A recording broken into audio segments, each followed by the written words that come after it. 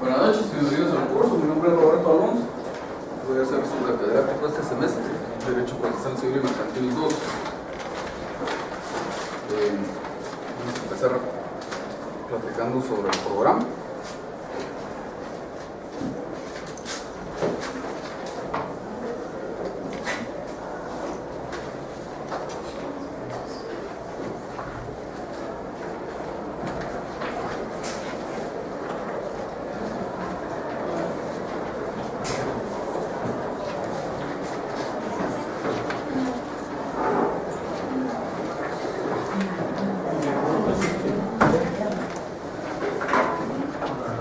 Deberían haber suficientes para todos.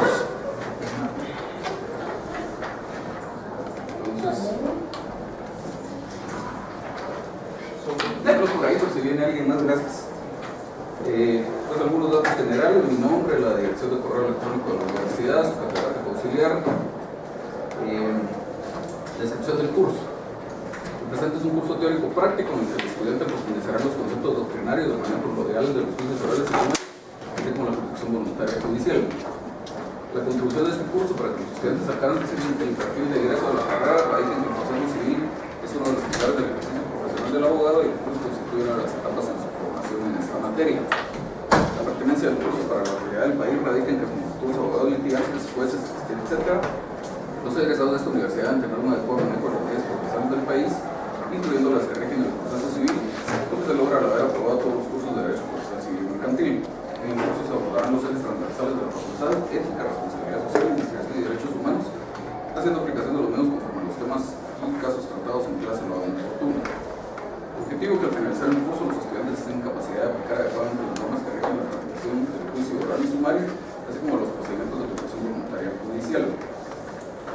Objetivos específicos: que conozcan los procedimientos de los procesos de conocimiento oral y sumario, que distingan las distintas etapas procesales, que adquieran los conocimientos técnicos para la redacción de memoriales, actas y resoluciones judiciales en juicios orales y sumarios y protección voluntaria judicial, y que desarrolle su razonamiento lógico jurídico para la resolución de casos y aplicación de la ley administrativa civil, sobre todo.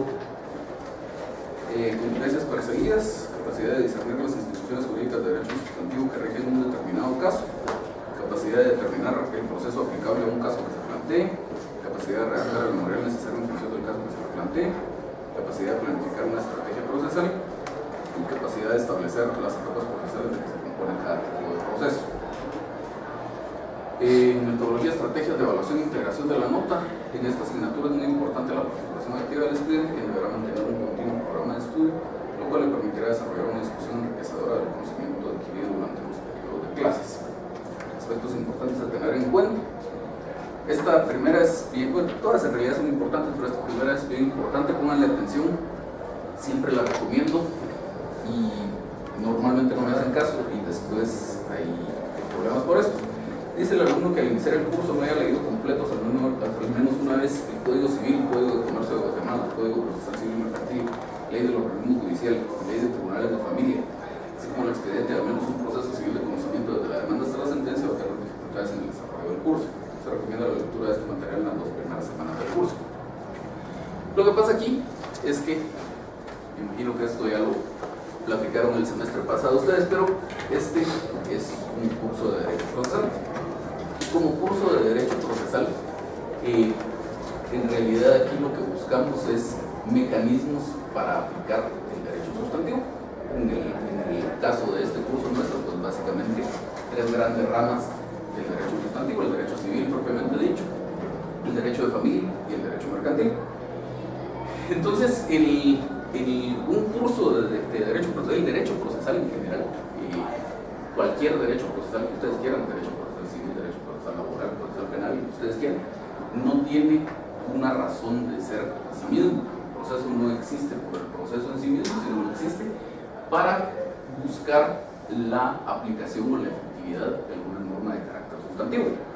Entonces, si no tenemos claro qué normas de carácter sustantivo podrían estar involucradas como para buscar esa aplicación de la norma de carácter sustantivo, pues no vamos a ninguna parte con el curso de Derecho Procesal. Eso por una parte. Y en cuanto a las normas de Derecho Procesal que se mencionan por ahí, pues igual necesitan ustedes tener,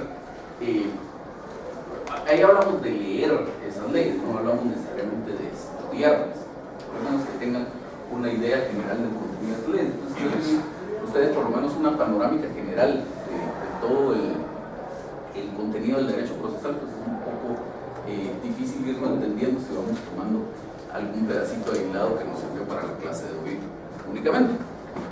Y luego la necesidad de conocer cómo pasan las cosas en la realidad. Nuestros procesos básicamente son escritos, pues será viendo al menos un expediente de un caso que efectivamente se haya tramitado en los tribunales. Entonces todas esas cosas son necesarias como para empezar el curso. De ahí partimos y de ahí pues trataremos de ir aprendiendo algunas cosas en el curso, pero eso es como lo básico. Si no tienen eso, pues ir avanzando en lo demás les podría costar un poco. Luego dice, es importante en este curso desarrollar la capacidad de crítica y autocrítica para poder mejorar el trabajo propio y diseñar estrategias ante los planteamientos de la contraparte. ¿Por qué les hago esta observación? Básicamente, como decía en uno de los primeros párrafos del programa, este es un curso teórico-práctico, más práctico que teórico. Entonces, en realidad en este curso lo que vemos de doctrina es muy poco, casi nada. De lo que tratamos es de ir viendo cómo aplicaríamos las normas jurídicas que regulan los distintos procesos e ir viendo ya algunos memoriales que conforme vayamos desarrollando el curso ustedes van a ir presentando algunas demandas, organizaciones de demandas, etc. Entonces,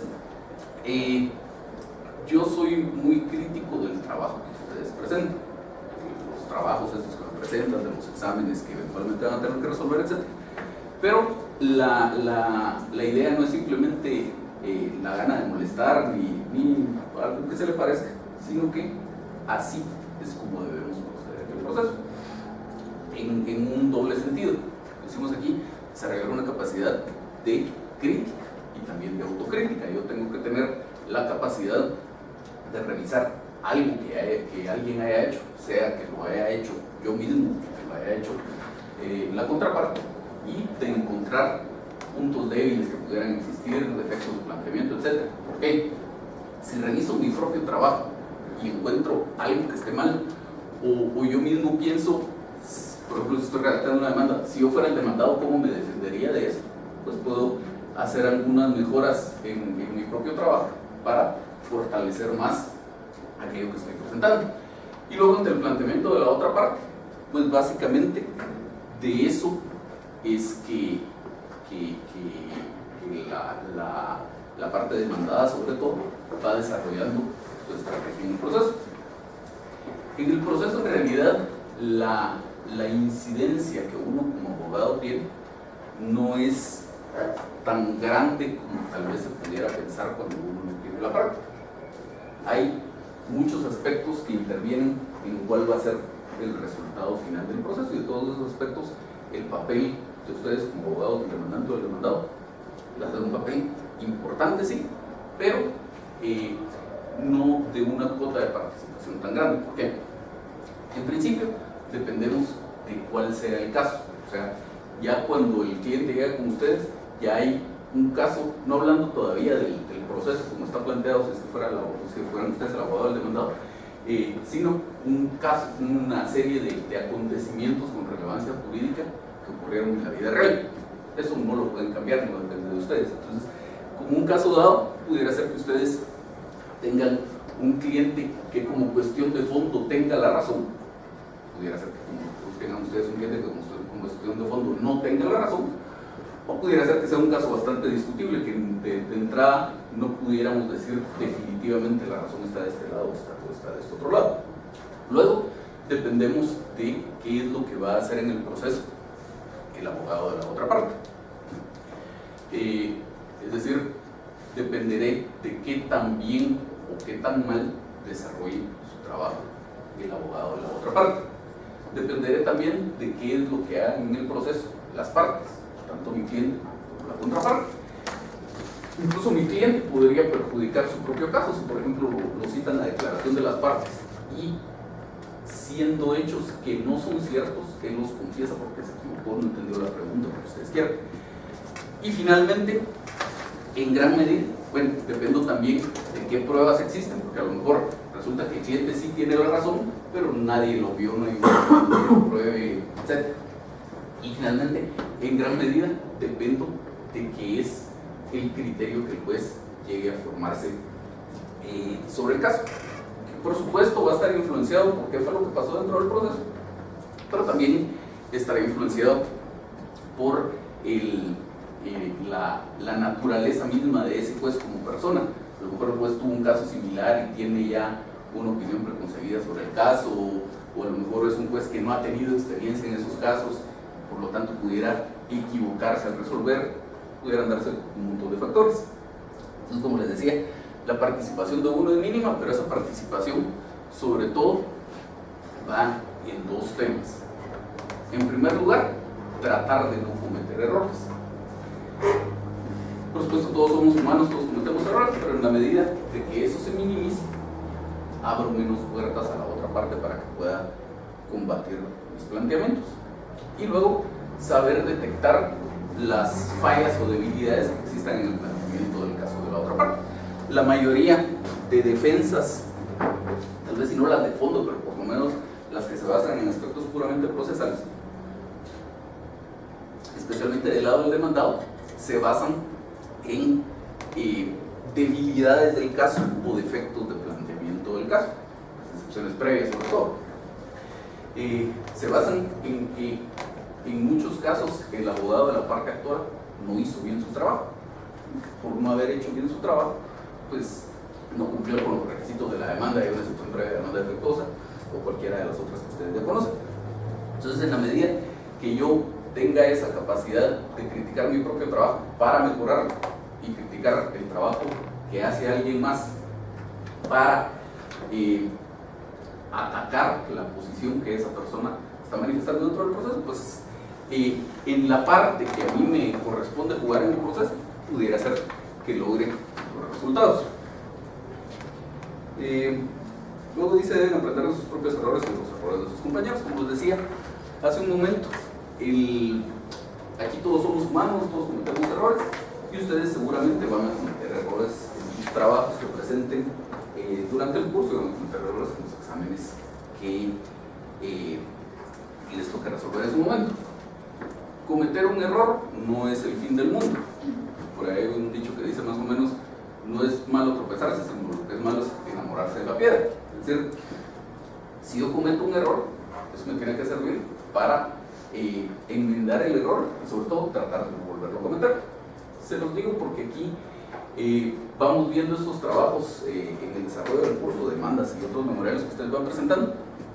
Y aquí la metodología es irnos criticando. Los otros compañeros van planteando algunas dudas, haciendo algunas críticas, yo mismo y les digo que veo que se pudiera mejorar en esos memoriales. Luego la idea sería que si ya vimos cuestiones que deben mejorarse, ustedes en un siguiente trabajo o en un examen no cometan esos mismos errores. Igual cuando ustedes resuelven un examen, yo vengo y les digo pues más o menos cuáles fueron las equivocaciones más comunes que tuvieron. La idea igual sería que no las vuelvan a tener en un siguiente examen. Entonces, traten de tener eso en cuenta, porque sí me pasa mucho que les digo en un examen, miren, tuvieron estos 5 errores, y en el siguiente examen, pues otro montón de alumnos vuelven a tener los mismos 5 errores, en el siguiente examen lo mismo. La idea es ir aprendiendo de los propios errores. Luego, en este curso no buscamos que el alumno aprenda a repetir los errores de los demás, ni que simplemente aprenda a hacer un memorial que no sea rechazado por el juez. La idea es que el alumno aprenda a plantear sus gestiones con la mayor calidad técnica posible. Eso se los digo porque vemos mucho el aquello de, pero si yo vi un caso igual presentado en el tribunal y le dieron trámite a la demanda o incluso declararon por lugar la demanda. Hay muchas cuestiones que en la práctica no se hacen bien. Hay muchas cuestiones que no se manejan con una técnica adecuada, por lo menos que la generalidad, digamos, no la maneja con una técnica adecuada, porque es muy común ver ciertos errores. Hay errores, y los vamos a ir diciendo aquí durante el curso, hay errores que se repiten tanto que a veces lo que parece extraño en el proceso es que ustedes hagan las cosas bien. Entonces, Aquí la idea no es simplemente decir como todos los demás lo hacen igual de mal, pues yo lo hago igual de mal y me lo van a aceptar y no tengo problema. La idea es que aprendamos a hacer las cosas con la mayor calidad técnica posible. Luego el orden de los elementos en un memorial, las palabras que se utilizan, la redacción, etc. En algunas ocasiones es cuestión de estilo, pero en otras debe hacerse de alguna forma específica por alguna razón legal o de lógica jurídica. El alumno debe aprender cuándo está en presencia de una u otra situación y actuar en consecuencia. Normalmente estos temas se los voy a ir señalando. En este curso ya no se presta tanto para eso. Ustedes ya tuvieron su curso de Derecho Procesal Civil y Mercantil 1, donde esencialmente aprendieron cómo hacer una demanda y demanda memoriales. Pero la idea es que el proceso en nuestro medio es muy formalista. Entonces, en cuanto a cómo cumplir esos requisitos, hay ciertas situaciones que se prestan para ser uno creativo y desarrollar su estilo. Lo puede hacer de 2, 3, 5 maneras diferentes. Y hay otros casos en los que debería hacerlo de una manera en particular, no porque ese sea el estilo de Roberto Alonso, yo quiero que ustedes hagan las cosas igual que yo, sino porque esa es la forma técnicamente adecuada de hacerlo. Entonces, a mí no me interesa que ustedes aprendan a hacer las cosas exactamente igual que yo. No sirve de nada tener 25, 30 gentes aquí que hagan las cosas igual. La cuestión es que cuando las cosas deben presentarse en un orden específico o utilizarse algunas palabras específicas por una razón que tiene un sentido, pues que efectivamente ustedes lo hagan. Les decía que el proceso civil en nuestro medio es esencialmente formalista. A mí en realidad no me gustan las formalidades, que el proceso civil debería ser muchísimo más sencillo. Por ejemplo, si vemos los requisitos de toda primera solicitud, yo les pudiera decir varios a los que no les encuentro utilidad alguna, pero el hecho es que así está regulado en la ley y por lo tanto esos requisitos deben cumplirse. Si ustedes no cumplen esos requisitos, les van a rechazar su primera solicitud, aun cuando su planteamiento como cuestión de fondo estuviera bien, su cliente tiene la razón, las pruebas son lo mejor que ustedes les pudiera ocurrir, pero si incumplen un requisito tan intrascendente como decir cuál es el estado civil de la persona que está compareciendo, igual les van a rechazar el memorial. Entonces, le ponemos mucha atención en el curso al cumplimiento de esos requisitos, no porque a mí me guste cumplir requisitos, sino porque si ustedes no los cumplen, de ahí en adelante todo lo demás no sirve para nada. Es más o menos como lo que pasa con un cirujano. Un cirujano tiene que aprender que le tiene que administrar antibióticos a la persona que opera, porque si no le va a dar una infección y se va a morir. Saber administrar los antibióticos no lo hace cirujano, pero si no tiene ese mínimo, todo lo demás no sirve para nada. Lo mismo pasa aquí. El saber cumplir requisitos de forma, todo este montón de formalidades, no tiene pues una utilidad en sí mismo, pero si no tenemos eso, lo verdaderamente importante nunca va a llegar a ser conocido por el juez. Entonces tenemos que tener claro qué requisitos son aplicables, cómo cumplir esos requisitos, y por otro lado tenemos que también tener claro cuál es la estructura del proceso y cómo desarrollar esa estructura del proceso. Al final lo verdaderamente importante, como les decía al inicio, es un derecho sustantivo que está en disputa y cómo hago uso de las distintas instituciones del derecho sustantivo, aplicando para ello las distintas instituciones del derecho procesal para obtener un resultado favorable a mi cliente. De eso se trata, pero si no tengo las otras cosas como mínimo, nunca voy a poder llegar hasta allá. Luego, no es permitido fumar, igual que en todas las clases, ni hablar por teléfono en clases, incluye chat, mensajes de texto, etc. Si necesitan contestar alguna llamada, yo no tengo problema con que salgan y contesten y luego regresen, pero sí me distrae el que estén aquí hablando por teléfono o haciendo mensajes por el teléfono. Luego será altamente valorada la participación en clase, eventualmente de discusión del catedrático podrán asignarse puntos extras. A mí, en realidad, venir a repetir lo que el contenido mínimo, digamos, que yo les voy a dar, no me representa propiamente algún atractivo. Digamos, cuando uno da una clase por primera vez, pues sí, lo obliga a uno a estudiar otra vez los temas y ver cómo hacer alguna aproximación del curso, etc. Cuando le he dado varias veces la clase, pues vuelve a hacer lo mismo. Tal vez va pensando uno cómo podría mejorar o alguna cosa por el estilo, pero la esencia es la misma. Entonces lo verdaderamente importante para mí y al final de verdad lo verdaderamente importante para ustedes es la participación que ustedes tienen en clase. Cómo discutimos algún caso que se suscite en la clase, qué preguntas tienen ustedes, etc. Porque digamos, lo que yo les voy a venir a decir aquí es, por supuesto, explicado y desmenuzado, lo que ustedes quieran, pero es lo que está en la ley. Entonces, perfectamente podrían ustedes, si solo se quedan con lo que yo les digo, podrían sobrevivir ustedes estudiando ustedes la ley por su lado y se acabó. Entonces, con eso no llegamos a ninguna parte. Luego, y lo de los puntos extras, es cierto, yo acostumbro dar puntos extras, por supuesto no por cualquier participación en clase, pero cuando son participaciones importantes, un cuestionamiento de algo que de verdad tiene trascendencia, o yo les hago una pregunta de alguna cuestión medio complicada y yo digo, pues la respuesta a esta pregunta tiene un punto extra o dos o tres, dependiendo de la pregunta. Luego, decíamos, la asistencia puntual a clases es indispensable para la adecuada comprensión de los temas. No se otorgan puntos por asistencia, pero sí pueden bajarse puntos por inasistencia o llegadas tarde. Como cualquier proceso, esto se desarrolla por etapas. Entonces, si ustedes toman tarde la explicación de un tema, es muy probable que les cueste más entender el tema que si toman la explicación desde el principio. Entonces, traten siempre de estar a tiempo. En circunstancias normales no debería haber alguna razón por la cual ustedes no estuvieran a tiempo en clases. Eventualmente, porque es un choque, que es una llanta, que es una enfermedad, lo que sea, pero en circunstancias normales no debería haber alguna razón por la cual no estuvieran a tiempo. No se aceptan trabajos extemporáneos.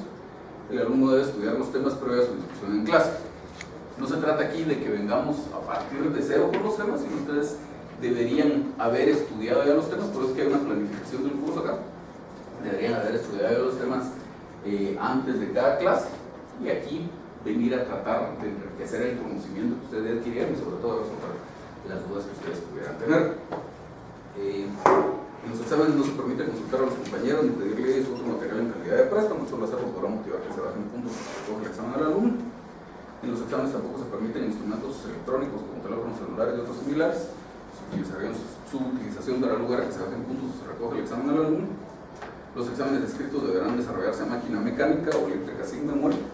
No se permiten computadoras, máquinas eléctricas con memoria o similares. Eso tenganlo en cuenta. Nos estamos notificando desde hoy que es primer día del curso. No van a resultar después con que el día del examen todavía no han conseguido máquina o lo que sea. Fácil conseguir máquina, pues, la pueden comprar, no son caras, pueden pedir a alguien que les preste. Y luego, tanto en exámenes como en trabajo, se evaluará el lenguaje, la ortografía y la redacción jurídica. Ya estaríamos con estos temas.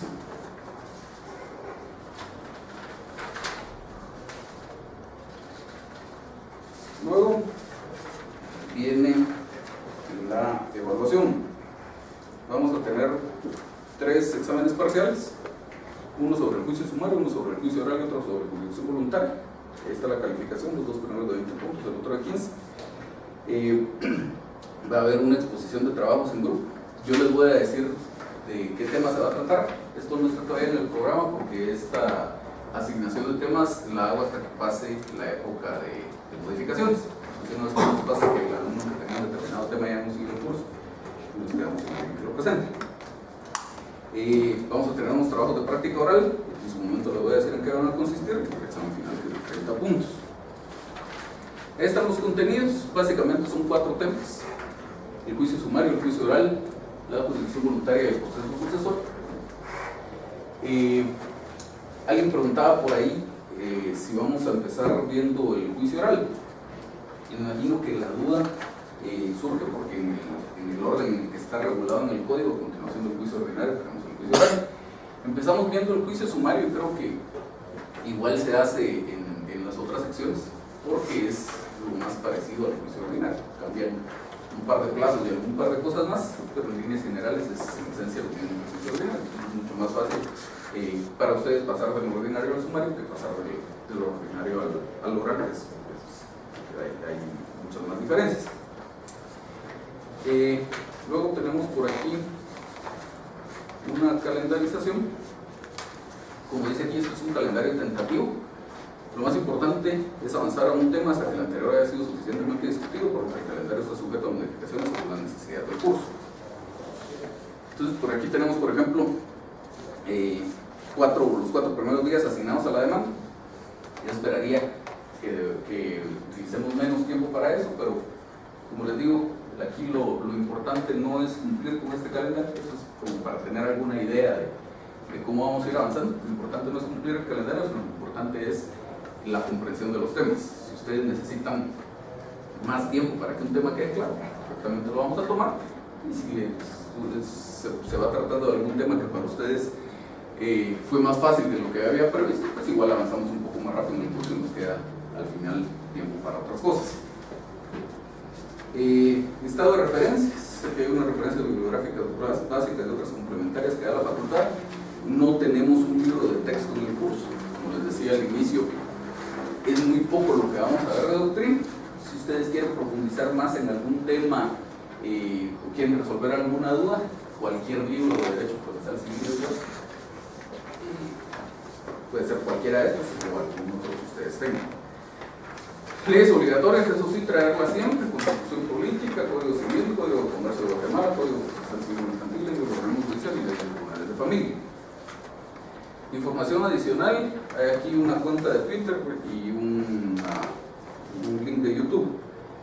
En la cuenta de Twitter, esa es una cuenta que manejo yo, en donde me imagino que todos ustedes o la mayoría usan el Twitter, sabrán que la idea ahí es poner mensajes cortos. Entonces es una cuenta que uso yo para ir poniendo mensajes cortos, como para tratar de resaltar algunos aspectos importantes que hayamos visto en clase. Por supuesto, no es todo lo importante que se ve en la clase, pero algunas cosas que merecerían especial atención se puede poniendo por ahí. Entonces, si usan Twitter, les recomiendo que se suscriban a esta cuenta. Luego en YouTube, lo que hago yo es grabar las clases. Ahí está la cámara, grabamos las clases y después se las subo a YouTube. Entonces, si ustedes quieren refrescar lo visto en clase, o ese día no pudieron venir, o entraron tarde, o lo que sea, pues ahí están las grabaciones de las clases a su disposición. Está esto de los grupos Magis, que entiendo que son como tutorías, los que aplicarían para ustedes son el 1, el 7 y el 9. Cualquier información adicional la pueden pedir en la facultad. Y finalmente, el control de notas es a través del portal. Ahí les voy publicando las notas y les voy publicando eventualmente algunos otros materiales de apoyo, por ejemplo el programa del curso, si ustedes lo quieren consultar está ahí, y eventualmente durante el curso les voy publicando algunos otros materiales. ¿Alguna duda? Las diapositivas no.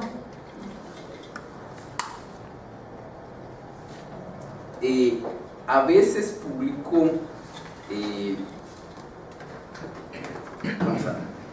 Lo que pasa es que depende de qué tema estemos tratando, porque hay unos temas que son en PowerPoint, por ejemplo, y entonces ahí lo que hago, por ejemplo, las estructuras de los procesos, yo les reparto una copia a cada uno con la impresión del PowerPoint.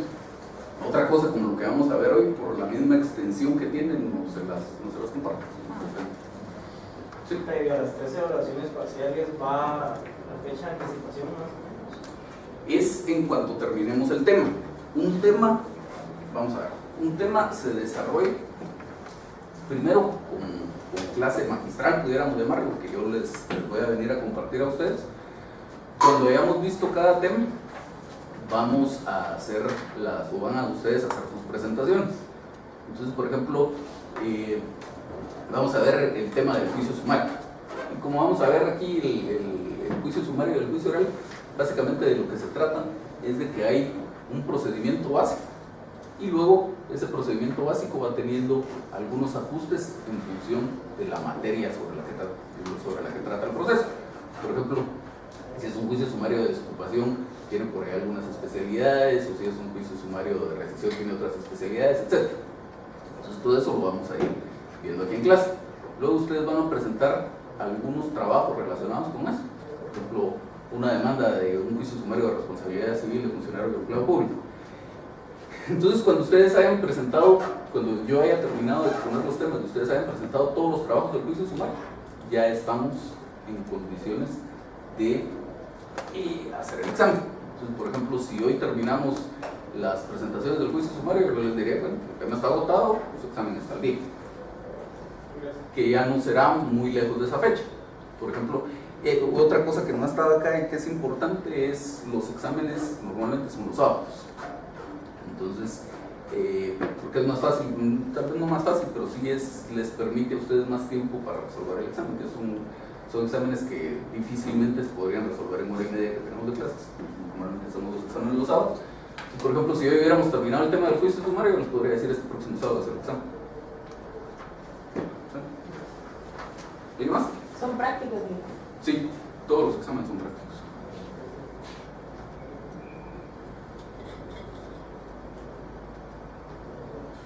Bueno, entonces no hay duda. Entremos en materia. Esto que les tengo por aquí es una presentación que yo acostumbro a hacer en el curso de Derecho Procesal Civil Mercantil 1. Como yo no les di el curso, les traigo la presentación.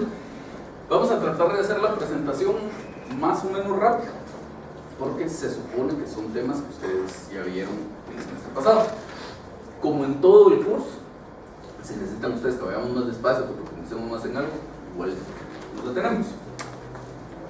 Entonces aquí tenemos en principio un análisis que uno debiera hacer antes de redactar una demanda.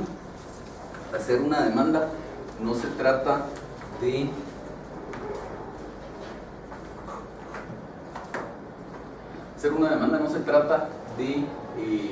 sentarse a escribir y sobre la marcha ir viendo qué es lo que me sale, que es mucho un error que cometen sobre todo los estudiantes cuando están resolviendo su examen. Este consejo creo que es bueno y traten de tomarlo en cuenta cuando les toque resolver un examen. Uno cuando resuelve un examen debería tomarse un tiempo suficiente al inicio para entender realmente de qué se trata el caso, diseñar su estrategia y luego que eso se vea reflejado en un memorial que va a redactar. Y debería tener también un tiempo suficiente al final para revisar que lo que hizo esté bien. Y ya, esto que les voy a decir a continuación, ya no solo para los exámenes, uno nunca debería entender que terminó algo si no lo revisa. En su trabajo, en lo que sea que ustedes hagan, siempre revisen lo que hacen. Como les digo, somos humanos y nos equivocamos. Entonces, el error se va a cometer, pero la posibilidad de que ese error tenga alguna repercusión se va a minimizar si ustedes revisan lo que hicieron. A lo mejor ustedes tenían muy bien en su cabeza que lo que tenían que plantear era un juicio sumario, pero escriben ordinario. Si revisan su demanda, muy probablemente se van a dar cuenta del error y lo van a corregir. Si no la revisan, yo corrijo el examen y lo que voy a entender es que no sabían de qué estaban hablando. Entonces, siempre habría que tratar de tomarse esos dos tiempos, uno antes para diseñar qué es lo que voy a hacer y otro después para revisar qué fue lo que hice. Entonces, esta primera parte va por ese lado, de no simplemente sentarme a escribir y ver qué pasa, sino que yo debería analizar una serie de aspectos que me van a determinar al final de cuentas cuál va a ser el contenido de mi demanda. El contenido realmente importante de mi demanda, digamos, olvidémonos por un momento de aquellos requisitos formales de los que hablamos hace un rato, que también vamos a platicar de ellos, pero aquí lo que interesa es la carne, pudiéramos decir, de la demanda, lo realmente importante. Entonces, lo primero que yo debo pensar antes de sentarme a escribir la demanda es casi de las últimas cosas que físicamente van a aparecer en la demanda, que es qué es lo que voy a demandar.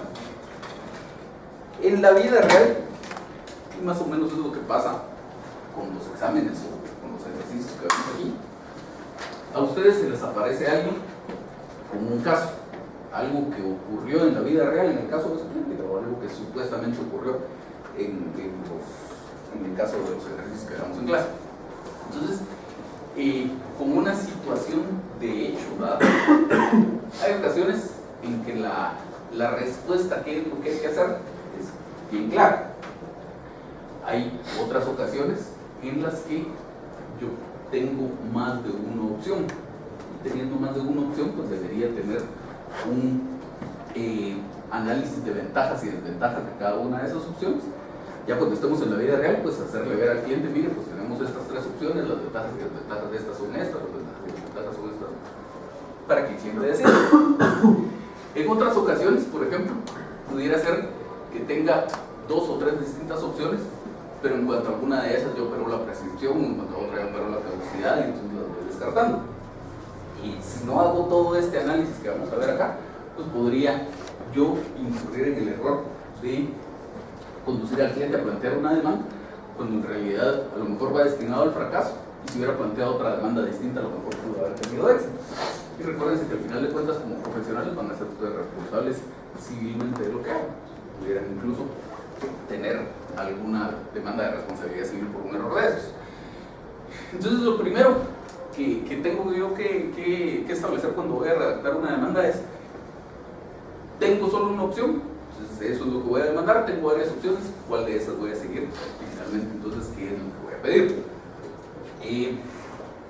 Luego tendré que establecer si esto tiene un valor determinado o no lo tiene. Por ejemplo, si van a demandar el divorcio, eso es algo de valor indeterminado, aunque estén involucradas las pensiones alimenticias, por ejemplo, etcétera, pero el asunto principal en el tema del divorcio es la ruptura del vínculo conyugal, la disolución del vínculo conyugal, y eso no tiene un valor determinado. Si voy a demandar, por ejemplo, daños y perjuicios, eso, dependiendo de cómo se plantee, pudiera ser que tenga un valor determinado o que no lo tenga, etcétera. Entonces, pues esa es la primera consideración, y luego, si fuera el caso, determinar cuál es su cuantía. ¿Por qué la cuantía? Pues eso me va a determinar muchas cosas, pero de empezar, cuál es el juez competente. Y dependiendo del caso, que vamos a ver un poco más adelante en el curso, pudiera determinar incluso cuál va a ser la vía procesal que voy a aplicar en ese caso. Entonces, lo siguiente es establecer con base en qué fundamento de derecho tengo yo para hacer este planteamiento que voy a hacer. Yo creo que vamos a tener con base en qué, decíamos, el fundamento de derecho. Uno no puede plantear una petición si no está fundamentada en una norma jurídica. Dependiendo del caso, hay muchas situaciones. La ley no puede ser casuística, la ley por su naturaleza tiene que ser general. Entonces, entendida esa característica de la ley, pues no podemos pretender que necesariamente haya una norma jurídica que sea exacta para el caso. En muchas ocasiones nos vamos a encontrar con una norma jurídica que es un poco más general, pero siempre tenemos que tener un fundamento en alguna norma jurídica.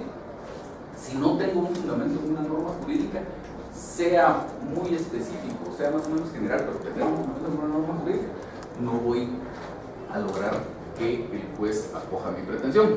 Por ejemplo, si yo me quiero divorciar, no por mutuo consentimiento, sino un juicio ordinario de divorcio, pero la razón por la cual yo me quiero divorciar no encuadra dentro de ninguna de las causales de divorcio establecidas en la ley, simplemente no tengo este fundamento de derecho, y aunque plantee la demanda, pues igual me la van a declarar sin lugar. Entonces, tengo que establecer cuál es ese fundamento de derecho. Y eso es bien importante. Muchas veces en la práctica como que se desprecia un poco el tema del fundamento de derecho, pero esto es importantísimo porque en algunas ocasiones, no en todas, pero en algunas ocasiones, el encontrar la norma jurídica que rige el caso del que yo estoy tratando me sirve no solo para decir, pues yo quiero demandar daños y perjuicios y los demando con base en esto, o quiero un interdicto de apego y deslinde y lo baso en esto, sino me sirve porque en muchas ocasiones esas normas jurídicas que rigen el tema del que estoy tratando, me establecen además algunas cuestiones con las que yo debería cumplir mi demanda. Dicen, por ejemplo, al que le pase esto podrá demandar tal cosa, probando que pasó esto. Entonces ya sé por dónde tienen que ir mis pruebas. O podrá demandar tal cosa alegando estos hechos. Entonces, la norma jurídica me puede dar indicaciones bien importantes de cuál debe ser el contenido, o me puede decir quién es el que tiene derecho a demandar o contra quién tengo que demandar. Entonces, si no tengo bien identificada la norma jurídica, pudiera ser que plantee mal una demanda. Luego, ¿de qué clase? Que ahí de lo que estamos hablando es de la materia, es decir, de una rama del derecho que pudiera estar involucrada con el tema. Como decíamos aquí en nuestra rama del derecho procesal, involucramos tres grandes ramas del derecho sustantivo: el derecho civil propiamente dicho, el derecho de la familia y el derecho mercantil.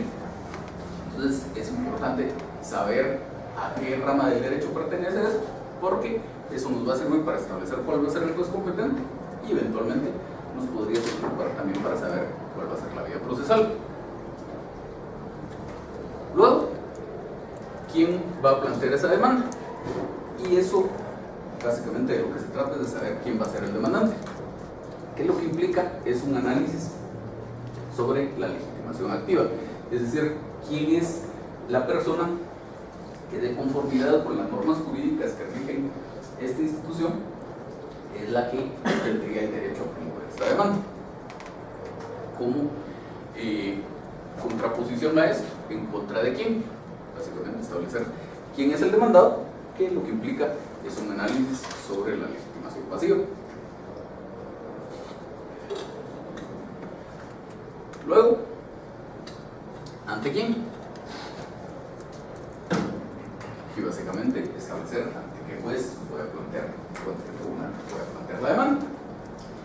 Y eso implica un análisis sobre dos instituciones bien importantes que ustedes empezaron a conocer desde su curso de teoría general del proceso: la jurisdicción y la competencia. Entonces, tengo que analizar yo cómo está la jurisdicción, cómo está la competencia, para saber a qué juez le voy a dirigir esa demanda.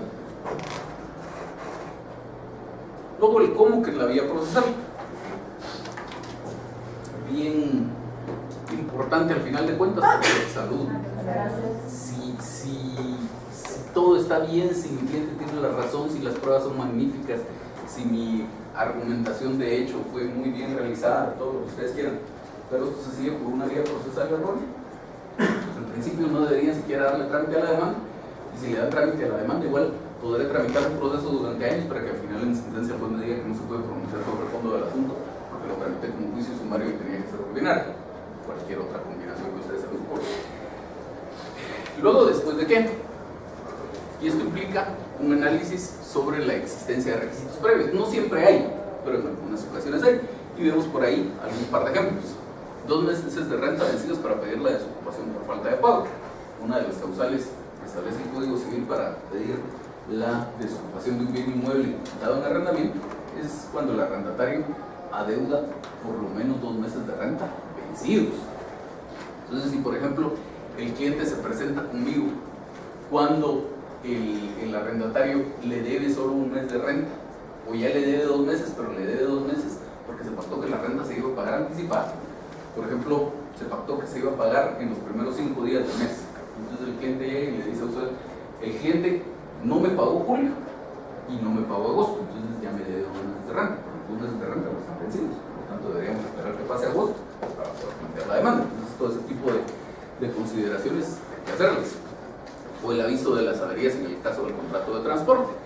Dice este artículo 814 del Código de Comercio de Guatemala, que, por cierto, ahora que menciono el nombre, cuando me refiera yo a este código, normalmente voy a hacer yo solo un código de comercio, por facilidad de no estar repitiendo el nombre extenso tantas veces. Pero el código no se llama Código de Comercio, se llama Código de Comercio de Guatemala. Ustedes lo sienten, siempre tengan ese cuidado. Todos los demás, si sí se llaman, el Código Civil se llama solo Código Civil, el Código Procesal Civil Mercantil se llama solo Código Procesal Civil Mercantil. Este se llama Código de Comercio de Guatemala. Esencialmente, supongo yo que es para diferenciarlo del anterior Código de Comercio. Ese se llama solo Código de Comercio y que todavía tiene una parte vigente, que es la parte de derecho marítimo. Entonces, cuando ustedes se refieran a algún artículo del Código de Comercio, no se están refiriendo a este código, tengan siempre ese cuidado. Entonces decía, por ejemplo, en el artículo 814 de este código dice: las acciones averías por pérdidas caducarán si dentro de los 10 días siguientes a la entrega de las cosas transportadas no se presenta por teatro la reclamación correspondiente.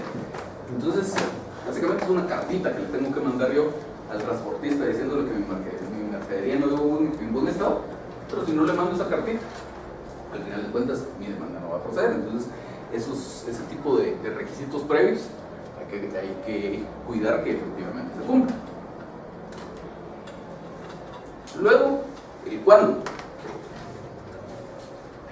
que va un poco de la mano de lo anterior. Para empezar, dice temporalidad en los requisitos previos, que son más o menos las cosas que acabamos de ver: los 2 meses de renta vencidos en el caso del arrendamiento, la visa de averías en el caso del contrato de transporte, etc. Pero además, aquí involucramos algo más: la temporalidad en la presentación de la demanda. Y les ponemos por ahí el ejemplo de la unión de hecho. Dice el Código Civil que la unión de hecho se puede declarar cuando un hombre y una mujer solteros han convivido por más de 3 años. Entonces, si alguien se presentara con 2 años de convivencia pretendiendo que ustedes pidan la declaratoria de unión de hecho, pues obviamente pues, se podría hacer, habría que esperar que se cumplan los 3 años y más. O la verificación de la existencia de plazos de prescripción o de caducidad.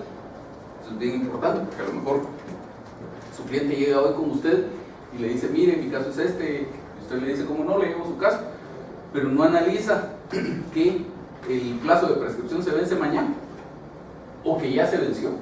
Entonces, en esos casos usted debería, pues todavía el plazo no se ha vencido, pues aceptar el caso y tener la diligencia en llevar a cabo las actividades necesarias para evitar que el plazo se cumpla. Y si el plazo ya se venció, pues ser lo suficientemente cuidadoso como para hacerle saber al cliente: mire, en este caso ya operó la prescripción, podemos plantear la demanda, y si la otra parte no presenta la excepción previa de prescripción, pues seguimos adelante, pero hay muchas posibilidades de que la otra parte plantee la excepción y pues la declaren por lugar. Si ustedes no hacen esa advertencia, pues nuevamente su responsabilidad como profesionales por no haber asesorado adecuadamente al cliente. Luego, ¿por qué? Vean ustedes que si vemos una demanda, los hechos es una de las primeras cosas que se hacen contar después de cumplir algún par de requisitos formales por ahí. Y de las primeras cosas realmente importantes de la demanda, los hechos es lo primero. Y llegamos a determinar, aquí como les digo, todo esto es un análisis previo a la redacción de la demanda. Aquí no he escrito una palabra de la demanda todavía, pero llego a determinar qué hechos son los que me interesan para efectos de mi demanda, hasta que ya analicé todo esto de lo que hemos platicado. Por supuesto, conforme uno va adquiriendo la práctica, mucho de este análisis, en la mayoría de casos, es algo que se vuelve pues más o menos mecánico. Digamos, si llega alguien diciéndole que el arrendatario no le quiere pagar la renta, pues es más o menos automático que uno piensa en un juicio sumario de desocupación. Pero de todos modos el análisis ahí está. Lo que pasa es que tal vez no se hace tan conscientemente, ni está con un listado y se pone a decir qué, quién, cuándo, pero el análisis siempre tiene que estar. Y en casos que son pues como más fuera de lo común o más complicados, etcétera, pues el análisis se volverá mucho más consciente. Pero hasta que ya analicé todo lo anterior, establezco cuáles son los hechos que son de interés para mi demanda. Por eso les decía, de nada me sirve a mí sentarme a escribir y a ver qué ocurre. A lo mejor resulta que después de haber escrito un montón de hechos, me doy cuenta que en realidad mi pretensión tendría que ser una distinta, y por lo tanto los hechos narrados también tendrían que cambiar. Luego, ¿con qué lo pruebo? ¿Qué pruebas son las que me van a servir? apartado este de pruebas es un tema que también se descuida con mucha frecuencia en la práctica. Y al final de cuentas es bien importante. Vamos a ver en un momento que la demanda tiene en esencia 4 requisitos: hechos, fundamento, derecho, pruebas y petición. Y los 4 requisitos son igualmente importantes. Muchas veces se comete el error de darle importancia solo a los hechos de la petición y olvidarse un poco o cumplir solo por compromiso el fundamento, derecho y las pruebas. Los 4 son igualmente importantes. Las pruebas son tan importantes que ustedes, el cliente de ustedes pues podría tener la razón de fondo en cuanto al caso. Podría ser que ustedes hayan hecho una magnífica exposición de hechos, sus peticiones muy bien planteadas, pero al final de cuentas, si no hay pruebas o habiendo pruebas dejo de ofrecerlas, o habiéndolas ofrecido no pido durante el curso del proceso que se diligencia. La cosa es que por esa ausencia de pruebas no logro convencer al juez de que esos hechos efectivamente ocurrieron, porque mi demanda va a ser declarada sin lugar. De nada me servía estar muy bien en todo lo demás si no tengo las pruebas. Y entonces, antes de movernos de las pruebas, entonces hay que hacer ese análisis de qué pruebas son las que serían idóneas respecto a esos determinados hechos y ver que se obtengan esas pruebas. Ver si el cliente tiene documentos que prueben estas situaciones, si necesito pedir alguna certificación, por ejemplo, ir y pedirla, si necesito que se contrate un experto que dé una opinión sobre un tema, ver que se contrate, etc. Pero ir con mis armas muy bien afiladas al proceso en cuanto a este tema de las pruebas. Luego, ¿con qué se aseguran las resultas? Que es un análisis de las medidas precautorias que voy a pedir. De nada me serviría a mí en algunos casos llegar a obtener una sentencia favorable si no cuidé que me otorgaran una medida precautoria que me sirviera para garantizar las resultas del proceso. Por ejemplo, si yo planteo un juicio ordinario de nulidad de un negocio jurídico, el negocio jurídico cuya nulidad pretendo consistió en la supuesta compraventa de un bien inmueble, yo quiero que se declare nulo ese negocio jurídico porque no se cumplían los requisitos necesarios para la existencia del negocio jurídico, o porque me falsificaron la firma, o por la razón que ustedes quieran. Finalmente, después de 5 o 10 años de estar tramitando el proceso, obtengo una sentencia favorable. Pero resulta que ese que supuestamente había sido el comprador en ese negocio jurídico ya vendió el bien inmueble y ese comprador ya lo aportó a una sociedad anónima, etcétera. Total, es que el bien inmueble ya no está inscrito en el registro de la propiedad a nombre del demandado. La sentencia no me sirve porque no puedo ejecutar una sentencia en contra de él que no haya sido parte del proceso. Entonces, si no me cuidé en ese caso de pedir una anotación de demanda, todo lo demás fue esfuerzo humano. Siempre habría que cuidar también el establecer si necesito una medida precautoria y en caso de que la necesite, cuál es la medida precautoria que efectivamente sería idónea para garantizar mi derecho o mi supuesto derecho. ¿Vamos bien hasta ahí? ¿No hay dudas? Una pregunta, Cuando uno ofrece las pruebas, por ejemplo, a veces hay pruebas que por alguna razón no existen todavía.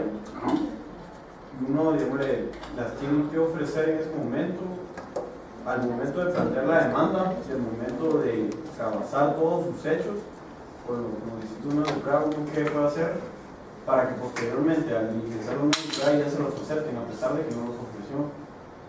Si no los ofreció, está metido en un problema serio.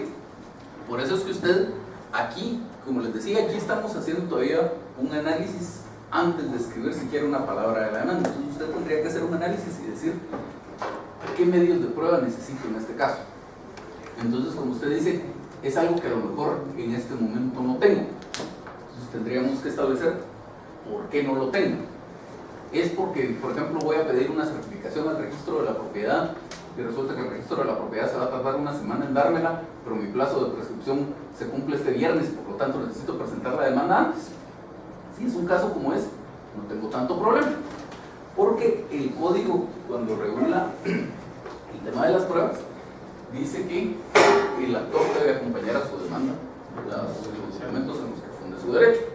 Y luego dice, si no los tuviera, deberá por lo menos mencionarlos con la individualidad posible, mencionar el archivo público, oficina, etcétera, donde estén los originales. Entonces usted se podría decir una certificación encendida por el registro de la propiedad de la finca tal, folio tal, del libro tal, que presentaré durante el periodo de prueba por no tenerla a mi disposición en este momento. Ya lo dejó ofrecido, de aquí a que llegamos al periodo de prueba le dan a usted su certificación y se acabó. Ahora, donde sí podría usted verse metido en un problema es si usted desconocía de la existencia de un documento o es un documento que nace a la vida jurídica ya después de que usted presentó su demanda o su contestación y que por lo tanto no lo ofreció, porque en el proceso civil por lo menos usted solo puede pedir el diligenciamiento de pruebas que haya ofrecido. No existe ni siquiera una oportunidad de prueba nueva ni algo por el estilo que pudiéramos encontrar en algún otro proceso. Si usted no ofreció la prueba, no puede pedir el diligenciamiento. Entonces, ¿qué le queda en ese caso? Simplemente tratar de que el juez se lo recibiera en un auto para mejor fallar, pero ahí ya queda usted a lo que el juez decida, porque el auto para mejor fallar no es un derecho que tenga usted de pedirlo, ni una obligación que tenga el juez, sino es un derecho del juez, que si el juez estima que es necesario traer a la vista algún documento o practicar alguna otra actividad para mejor resolver, puede ordenarlo. Entonces, si usted al presentar su alegato en el día de hoy para la vista le dice: señor juez, este documento por estas razones yo no podía conocer de su existencia, ahora ha llegado a mi conocimiento y aquí está y lo pido que lo tenga a la vista al momento de dictar sentencia. Y usted plantea un argumento razonable ahí, es muy probable que el juez efectivamente mande a traerlo a la vista y lo tenga en cuenta al momento de dictar su sentencia. Pero eso ya sería, o sea, una situación, o sea, hasta cierto punto me parece necesario con el juez, pues, o sea, uno ya le tiene que exponer otro hecho de la existencia de ese medio de prueba. Así es, por eso le digo, si era un documento que sí existía y usted simplemente, porque no hizo un buen análisis de las pruebas que necesitaba, no lo ofreció en su momento, muy probablemente ya se fastidió. ¿Algo más? Sí. Pero yo me recuerdo que en teoría general del proceso vimos que yo en el momento del ofrecimiento puedo poner, por ejemplo, todos los medios que están en el Código Procesal Civil Mercantil y ya después individualizar para evitar eso, por ejemplo, durante el periodo de prueba, ¿verdad? Para que si se me olvidó algún documento, yo qué sé, o algún testigo, hasta más adelante yo ponga específicamente quiénes son, y que no haya algún problema. Vamos a ver. Sin ánimo de llevarle la contraria a su catedrático que le enseñó eso, yo lo enseño al revés. Yo enseño que uno no debería hacer eso. Usted no debería ofrecer, digamos, el Código Procesal Civil Mercantil contempla 7 medios de prueba.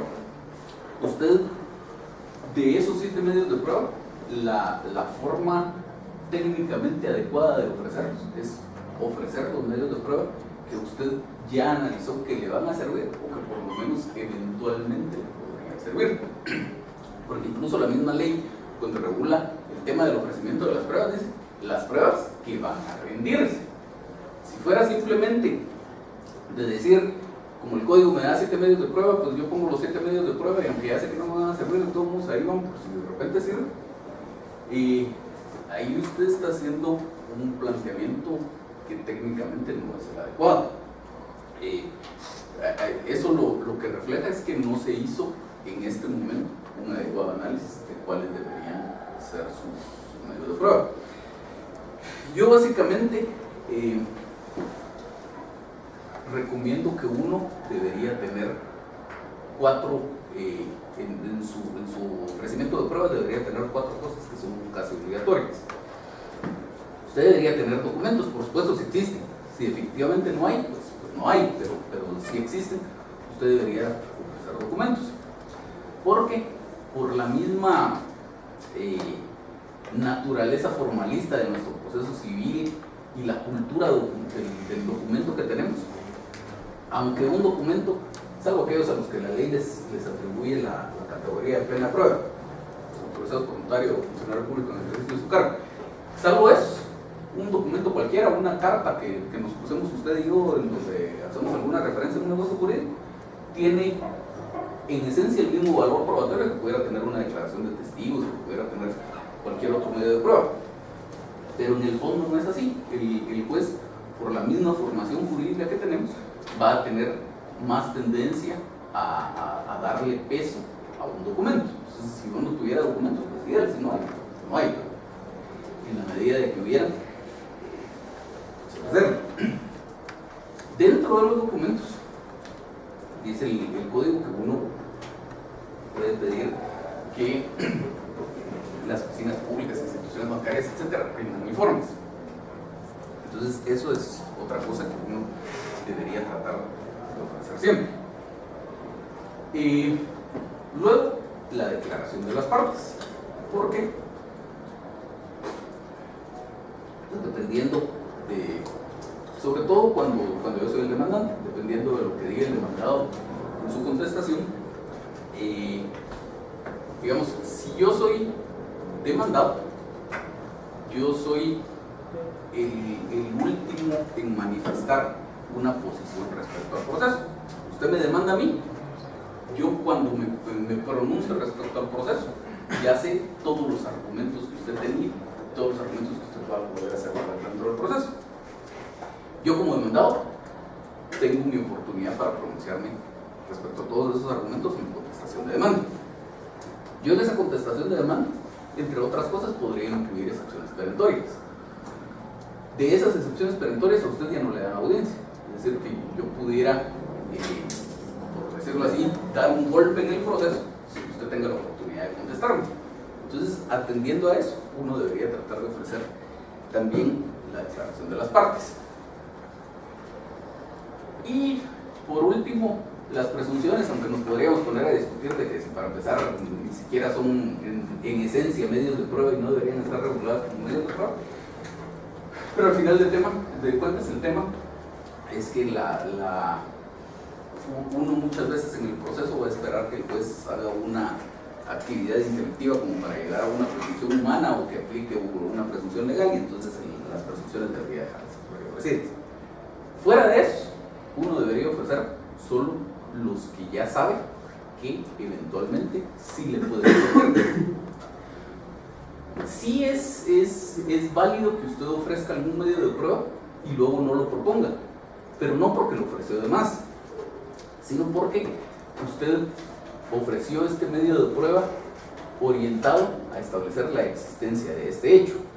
Luego resulta que cuando yo le contesto la demanda, reconozco la existencia de este hecho, entonces el hecho no es controvertido, no hay necesidad de probarlo. Nos olvidamos de ese medio de prueba por innecesario. Pero fuera de eso, uno debería únicamente ofrecer los medios de prueba que piensa que le van a servir. Pero no tiene ninguna repercusión negativa el hecho de ofrecerlos todos.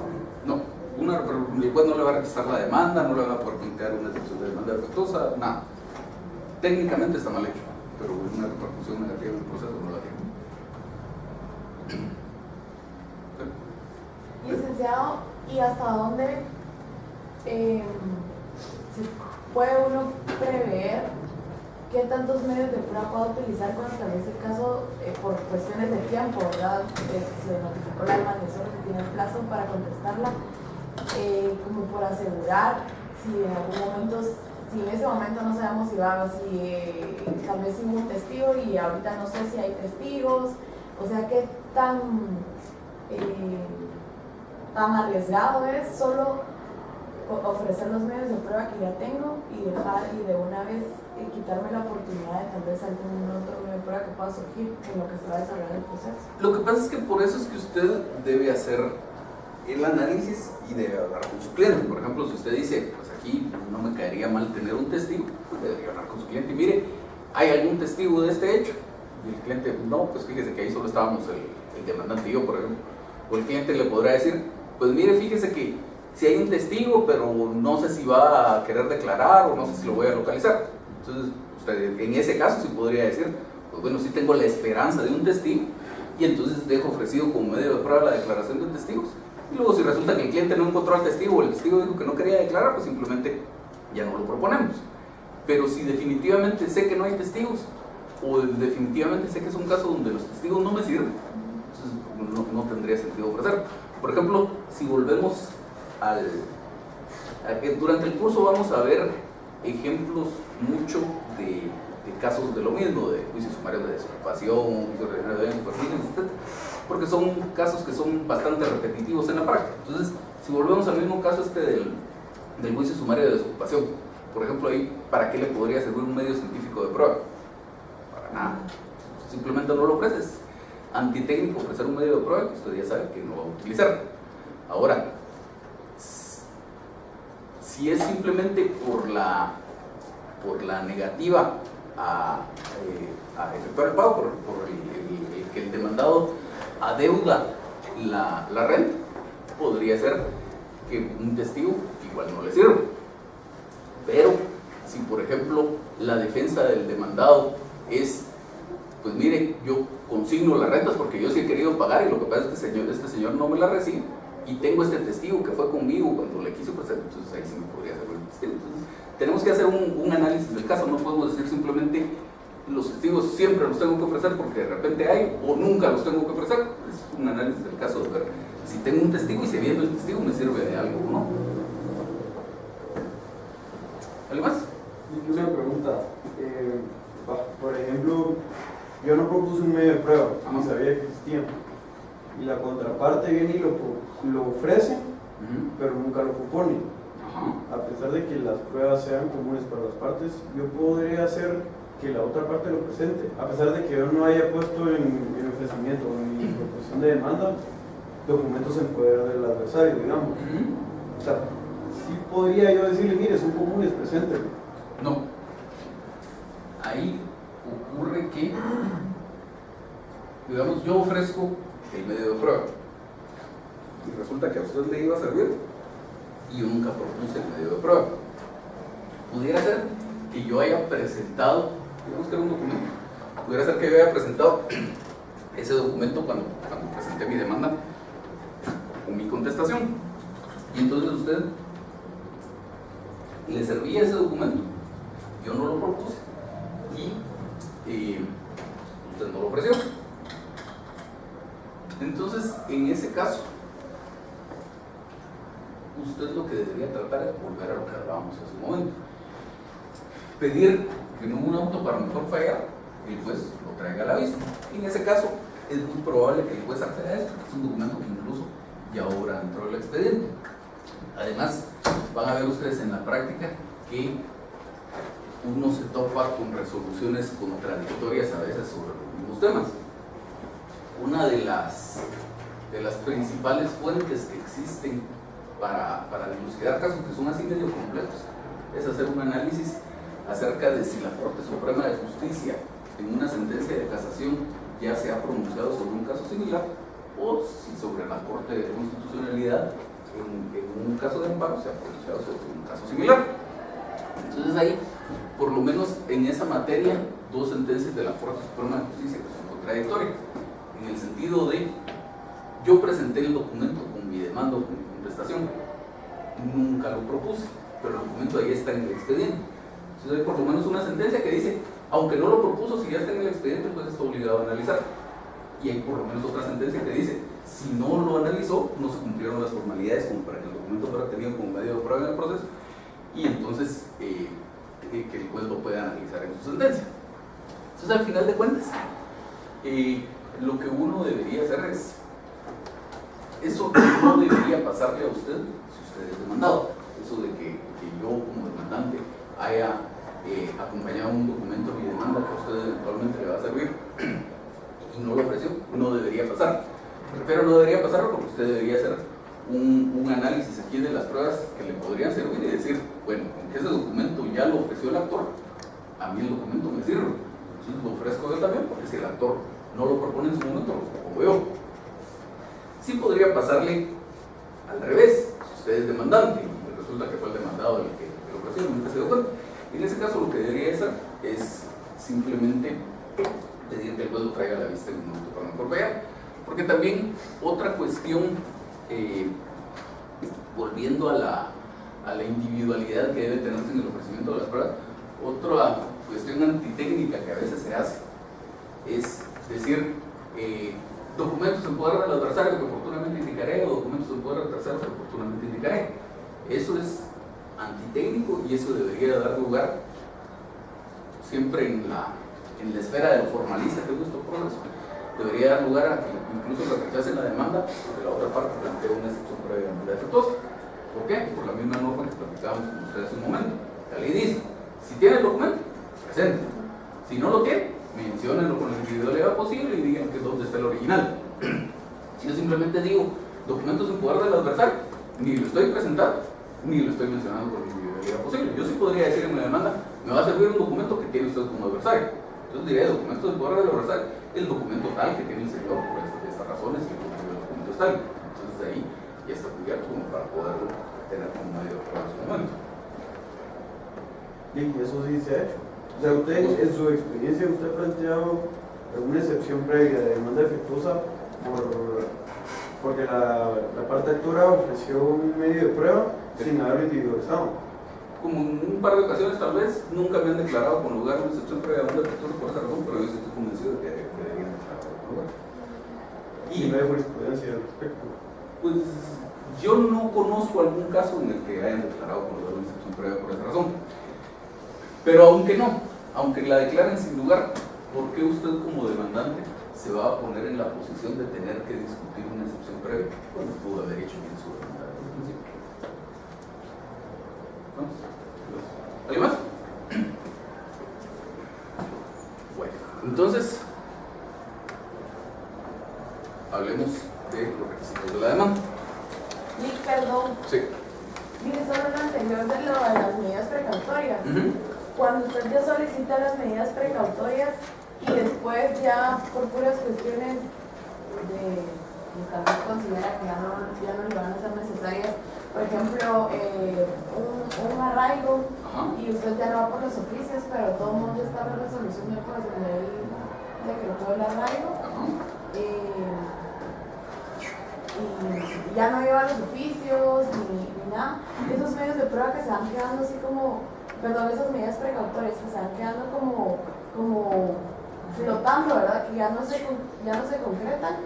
A la hora usted de poder asegurar las resultas del proceso, ya pierde también como ese... Me refiero más o menos que si usted cuando ya le decretan el arraigo, por ejemplo, y usted al final del proceso, hasta ese momento va a decir, bueno, sí, ya no lo pagó, ¿verdad? Entonces mejor saque sí en el oficio para que lo arraiguen. Ahí hay un par de cosas que considerar. Primero, el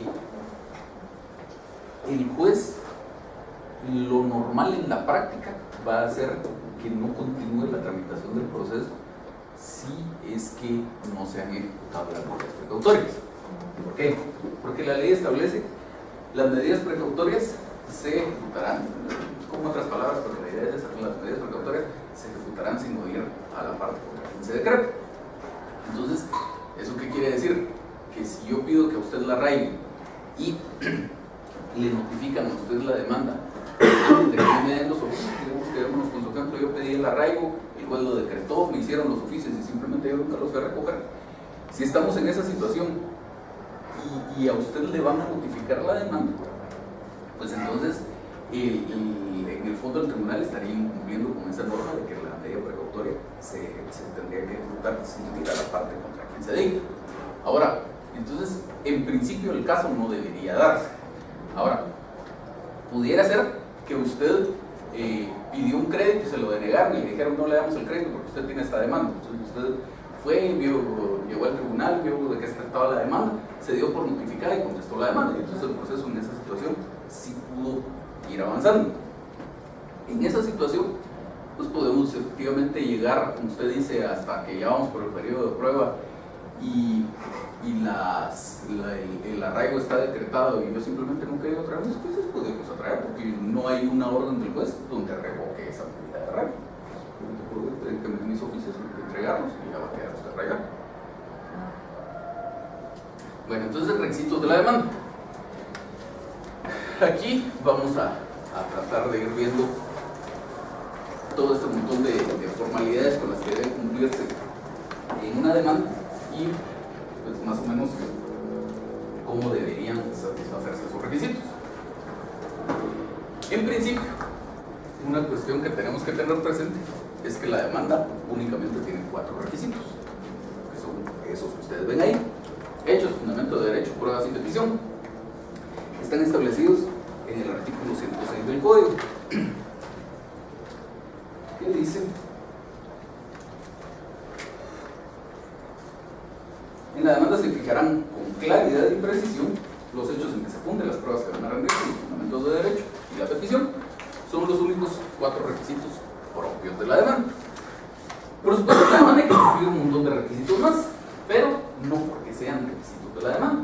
Vamos a encontrar que, por ejemplo, el artículo 61 del Código establece otro montón de requisitos, pero ahí dice requisitos que pueda aplicar a solicitud. Como la demanda es la primera solicitud del actor, pues igual hay que cumplirlos. O el artículo 63 que dice lo de las copias, que dice en todo memorial tal cosa, y como la demanda también es un memorial, pues igual hay que cumplirlos. Y así vamos encontrando otro montón de requisitos que son aplicables a la demanda, pero no por el hecho de ser demanda, sino por ser primera solicitud, por ser memorial, etc. Los requisitos propios de la demanda son esos 4, que al final de cuentas coinciden con las cosas que son realmente importantes en el proceso. Además de esos 4, pues tendríamos la determinación de quién es el actor y quién es el demandado, que también son de trascendental importancia, y ahí está cubierto lo verdaderamente importante, todo lo demás son formalidades. Y entonces tenemos esos aspectos formales que debemos cumplir en la demanda y en algunos otros memoriales, o en la mayoría de los memoriales. Entonces, en principio, tenemos un requisito que ni siquiera está establecido en alguna parte, pero que normalmente se cumple y que debe cumplirse cuando ya no es la demanda, sino cualquier otro memorial que se presenta en el curso del proceso, que es la identificación del proceso.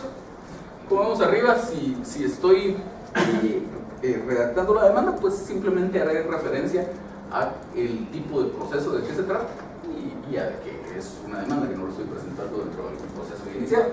Entonces, juicio ordinario nuevo, juicio sumario nuevo, o juicio que ustedes quieran. Eso si ustedes no cumplen con esto primero en la demanda, no importa. Ahí no pasó nada, no le rechazan la demanda, se lo van a recibir, le van a dar trámite, yo no les bajo puntos, eso no importa. Normalmente se acostumbra porque sirve para facilidad del manejo del expediente.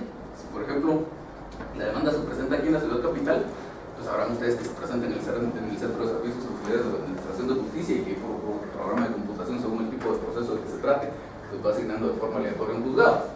Entonces va a ser más fácil para el que está procesando ese sistema informático. Si ustedes le ponen en el encabezado que es un juicio ordinario, pues ya no tienen que leer la demanda para saber de qué está hablando.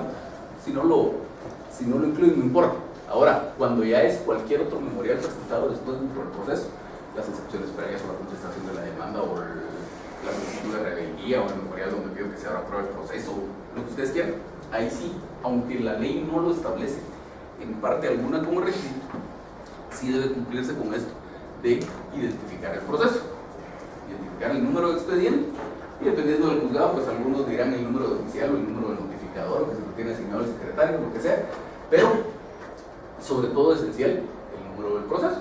Si no, van a tener este memorial y no van a saber a qué expediente apuntar. Entonces, por una razón de orden práctico, si no se cumple con esto, pues sí vamos a estar en un serio problema. Luego, si surge alguna duda, por favor me van interrumpiendo. Entonces, básicamente, si fuera una demanda, lo que haríamos es esto. Aquí en esta presentación lo que vamos a ir tratando de hacer es ir viendo de qué requisito estamos hablando, en dónde está contemplado, y luego vamos a ver ya en una demanda de la vida real cómo se fueron cumpliendo esos requisitos. Entonces aquí estaríamos con esto. Luego tendríamos la designación del juez o tribunal que se dirige, que es el primer requisito que establece el artículo 61. Ahí, hablando de la demanda, pues hay distintas modalidades de cómo podría hacerse esto. Antes, en el momento en que se hizo el código y entró en vigencia hace 50 años, pues uno podía escoger el juzgado en el que quería que se tramitara su demanda. Todavía hace 20 años seguía siendo igual aquí en la ciudad capital. Habían en ese entonces 7 juzgados de primera instancia civil y usted escogía en cuál de los 7 quería presentar su demanda. Pues obviamente la dirigía a ese, ahí la presentaba y se acabó. Luego la situación empezó a cambiar porque eso se prestaba a ciertas irregularidades, como que si en un juzgado trabajaban muy bien o muy rápido, pues se les acumulaba más el trabajo porque todos querían presentar sus demandas ahí. Si resultaba que había algún juez con criterios muy rígidos para calificar las demandas, pues nadie quería presentar sus demandas en ese juzgado, etc. Entonces, pues había una desigual distribución del trabajo. Y entonces esto llevó a que se modificara el sistema. El requisito en el artículo 61 del Código sigue siendo exactamente el mismo, pero mediante una reforma a la ley del organismo judicial se estableció dentro de las facultades de la Corte Suprema de Justicia dos cosas, entre otras muchas, pues, pero se establecieron dos cosas. Establecer sistemas, dice la ley, creo que usa la palabra dinámicos, sistemas dinámicos de notificaciones, y establecer sistemas de distribución equitativa del trabajo entre los jueces. Producto de esto fue que nació este Centro de Servicios Auxiliares de la Administración de Justicia, que su objeto es cumplir con esas dos cosas: distribuir de forma equitativa las demandas entre los jueces y pues hacer las notificaciones de una forma más ágil. Antes cada juzgado tenía sus notificadores y entonces era un desperdicio de esfuerzo, porque a lo mejor el mismo día un notificador de cada juzgado andaba por el mismo sector haciendo notificaciones, cuando uno solo las pudo haber llevado todas las que eran por ese sector, y básicamente es la razón de ser este sistema. En los juzgados que no son de la capital, pues la cuestión sigue funcionando igual. Usted se dirige al juez que se tenga que dirigir y ante él presenta su demanda y se acabó. Entonces, tomando en consideración eso, que la ley sigue estableciendo el requisito de la misma forma en el artículo 61, de designación del juez o tribunal a que se dirige, y que en la práctica, por esta reforma a la ley del organismo judicial, yo mi demanda ya no la puedo presentar ante el juez que yo quiera aquí en la ciudad capital. Cuando presento demandas acá, yo tengo distintas formas de cómo podría tratar con ese requisito. Las más comunes son esas tres, hay otras. En esencia, en la práctica no van a tener ustedes problema con cuál de esas escogen. Ustedes podrían decir, señor juez, y dejar un espacio de primera instancia del ramo civil del Departamento de Guatemala, dirigirse a cualquiera de los 15, en este caso, señor juez primero de primera instancia del ramo civil del Departamento de Guatemala, aunque ya saben que muy probablemente la va a tener alguno, le va a ser asignada esa demanda a cualquiera de los otros jueces. O esta última de acá, que es la que yo uso, que técnicamente considero que es la única con la que uno de verdad cumple el requisito, tomando en cuenta las dos cosas. Señor juez de primera instancia del ramo civil del Departamento de Guatemala, que designe el Centro de Servicios Auxiliares de la Administración de Justicia. ¿Por qué? En el primer caso está incompleto. Solo me estoy dirigiendo al señor juez cuando hay 15. Completo. En el segundo caso me estoy dirigiendo a uno de los 15, pero no estoy seguro de que ese va a ser el que va a tener asignada la demanda. Para mí, como les decía, la única forma en que de verdad se cumple el requisito es la última. Pero si ustedes utilizan cualquiera de las otras, no van a tener problema, la pueden usar perfectamente. Luego, siempre con este tema de la designación del juez o tribunal al que se dirige, una cuestión que sí es bien importante. Primero, si es un tribunal unipersonal, yo me dirijo al señor juez, no me dirijo al juzgado. Es un error más o menos común. Por ejemplo, no me dirijo al juzgado primero de primera instancia civil, me dirijo al señor juez. Y siempre uso la fórmula esta de señor como una muestra de respeto hacia el juez. Siempre traten de meterse esto en la cabeza y de hacer aplicación de esto en su ejercicio profesional. Uno debe ser muy respetuoso con el tribunal. A veces en la práctica se ven abogados que llegan a gritar al tribunal o a insultar al juez. Ese tipo de cosas no debería permitirnos al juez, porque sobre todo no debería hacerlas como profesional. Entonces, como una fórmula de respeto, yo me dirijo al señor juez, no al juzgado, sino al señor juez. Y si es una sala o si es la Corte Suprema de Justicia, por ejemplo, a la que me estoy dirigiendo, me dirijo al honorable tribunal, a la honorable sala o a la honorable Cámara Civil de la Corte Suprema de Justicia, lo que sea. Igual como fórmula de respeto, siempre honorable. Y luego me dirijo, en ese caso de tribunales que son pluripersonales, me dirijo al tribunal, no me dirijo a los miembros del tribunal.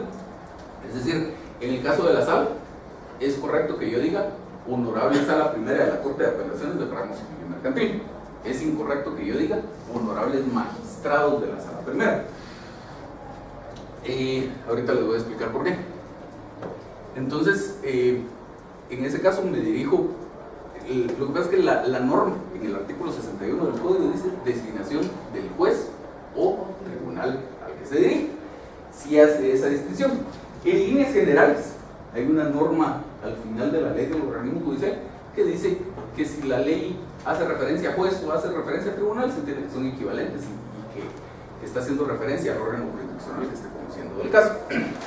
Pero aquí, para el efecto del cumplimiento de este requisito, sí es importante porque la norma hace la distinción: designación del juez o el tribunal. Entonces decía que eso en el tema de la sala o del tribunal pluripersonal es bien importante, porque hay por lo menos una sentencia de amparo que dictó la Corte de Constitucionalidad. Es un caso en el que el acto reclamado en el amparo, ¿usted debe haber protección constitucional? No. Bueno, pues digamos, el amparo es un mecanismo de protección constitucional, es una acción constitucional que no es un recurso, sino es una acción constitucional, es una demanda de justicia constitucional que planteo porque considero que me violaron mis derechos alguna autoridad, y dentro de las muchas autoridades que me podrían violar mis derechos está la autoridad judicial. Entonces, esa resolución o ese acto de autoridad que vulnera mis derechos en el amparo se conoce como acto reclamado. Entonces, en este caso, el acto reclamado era una resolución que había dictado una sala de la Corte de Apelaciones, y la persona que solicitó el amparo planteó amparo contra los magistrados de la sala de la Corte de Apelaciones.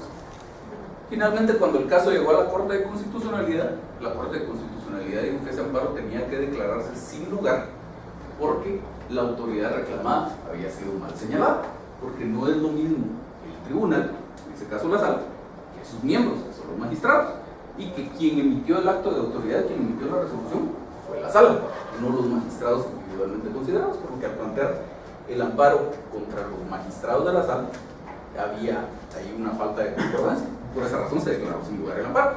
A lo mejor en el fondo de verdad le habían violado sus derechos a esta persona o no sé, no importa.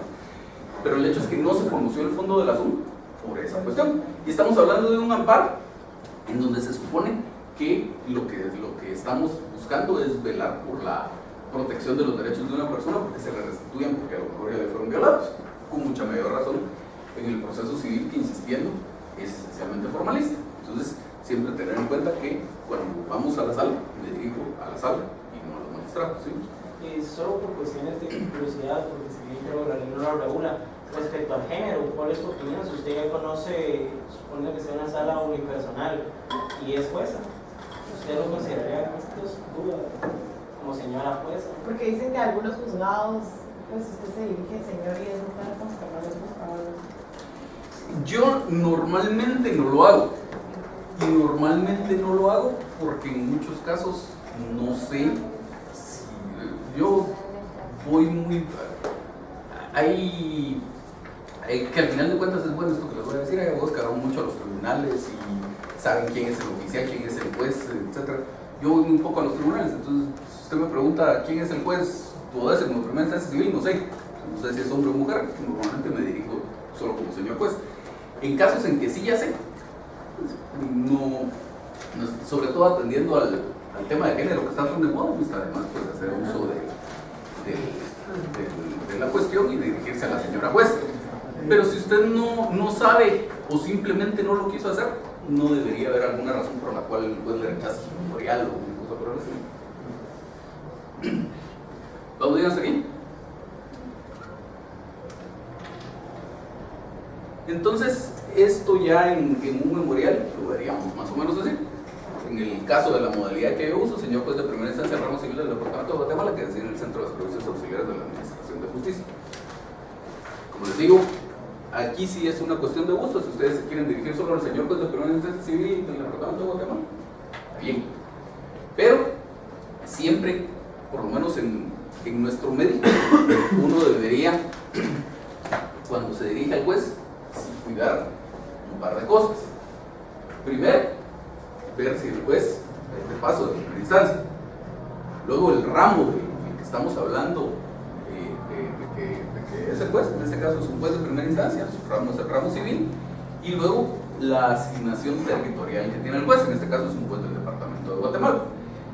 Digamos, sobre todo aquí en los jueces, cuando se dirigen a los jueces de la ciudad capital, existe mucho la mala costumbre, por ejemplo, de dirigirse solo al señor juez primero de primera instancia del ramo civil, por ejemplo, pero es incompleta la designación. Ese es el juez primero de primera instancia civil del departamento de Guatemala. Entonces, si cuidamos esas tres cosas, pues ya la modalidad que ustedes escojan aquí en su demanda, no importa. Ya cuando sea la contestación de la demanda o cualquier otro memorial en el proceso, pues sí ya estará designado qué tribunal es el que está conociendo, por lo tanto se dirigirán específicamente a eso. Sí, y cuando se dirige a una sala ya no es necesario poner un departamento. No, ahí no, porque esas sí no son de un departamento. Depende, hablando de las salas de aquí del departamento de Guatemala que conocen de otros departamentos, por ejemplo, ahí lo que tiene que ver usted es el nombre de la sala, el nombre con el que se creó la sala. Porque, por ejemplo, las del interior, hay muchas que se llaman Sala Regional Mixta del departamento de no sé qué. Entonces, ese es su nombre. O por ejemplo, con los juzgados del interior, usted se dirige, la mayoría, en el caso de los jueces civiles, la mayoría son jueces de primera instancia civil y económico coactivo. Usted se dirige, por ejemplo, al señor juez de primera instancia civil y económico coactivo del departamento de Chimaltenango. Ese es el nombre del juzgado. Si se dirigiera solo como juez de primera instancia civil y no le pone lo económico coactivo, aunque su demanda sea no relacionada con lo económico coactivo, lo más probable es que ni siquiera se la reciban. Le diga, por lo menos póngaselo entre líneas ahí porque el juzgado no se llama así. ¿Alguien más? No, ¿Sí? los municipios no se ponen. Si es juez de paz, sí.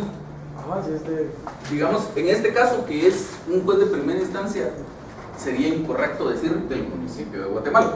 Ahora, si usted se estuviera dirigiendo al juez de paz, sí se dirigiría al señor juez de paz del ramo civil del municipio de Guatemala, departamento de Guatemala, o del municipio de Villacanal, departamento de Guatemala, o lo que fuera. ¿Sí? Solo una pregunta, me da curiosidad, ¿por qué siempre se pone en inglés y en mayúsculas?